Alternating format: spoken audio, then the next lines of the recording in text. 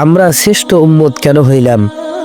আল্লাহর বাণী পাঠ করিলে এবং উম্মতে মুহাম্মাদের গৌরব ও মর্যাদার কারণ অনুসন্ধান করিলে জানা যায় যে উম্মতে মুহাম্মাদীকে এক বিরাট কাজের দায়িত্ব প্রদান করা হইয়াছে। আর এই কারণেই তাহারা খাইরুল উমাম বা শ্রেষ্ঠ উম্মতের সম্মানিত উপাধি লাভের সক্ষম হইয়াছে।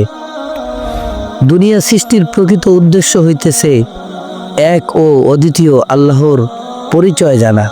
ইহা ততক্ষণ পর্যন্ত অসম্ভব থাকিবে যতক্ষণ পর্যন্ত মানব জাতিকে অকল্যাণ ও অমঙ্গলের পথ হইতে কল্যাণ ও মঙ্গলের পথিক করা সম্ভব না হইবে।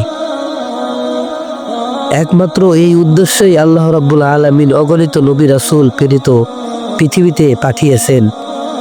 সর্বশেষ উল্লেখিত উদ্দেশ্যের পূর্ণতা বিধানের লক্ষ্যে সর্বকালের সেরা মানব হযরত মুহাম্মদ মুস্তাফা সাল্লাল্লাহু আলাইহি ওয়াসাল্লামকে প্রেরণ করা হইয়াছে।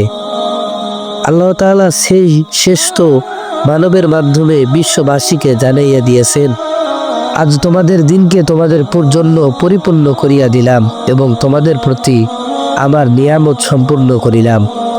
বর্তমানে যেহেতু উদ্দেশ্যের পূর্ণতা সাধিত হইয়াছে, ভালো মন্দ খোলামেলা বর্ণনা করা হইয়াছে, এই কারণে রিসালাত ও নবুয়তের ধারাও সমাপ্তি ঘোষণা করা হইয়াছে। পূর্বে যে কাজ নবী রাসূলগণ করিতেন, এখন কিয়ামত পর্যন্ত সেই কাজ উম্মতে মুহাম্মাদের উপর ন্যস্ত করা হইয়াছে। তোমরা শ্রেষ্ঠ উম্মত, মানুষের কল্যাণের জন্যই তোমাদেরকে প্রেরণ করা হইয়াছে। তোমরা মানুষকে ভালো কাজের আদেশ দিবে এবং মন্দ কাজ হইতে বিরত থাকিবে বলিবে এবং আল্লাহর ওপর পূর্ণ বিশ্বাস রাখিবে। এবং আল্লাহ তাআলা বলেন, তোমাদের মধ্য হইতে এমন একটি দল থাকিতে হইবে যাহারা মানুষকে কল্যাণের পথে সত্যের পথে রাখিবে এবং মন্দ কাজ হইতে নিষেধ করবে। যাহারা এই কাজ করিবে শুধু তাহারই সফল কাম হইবে।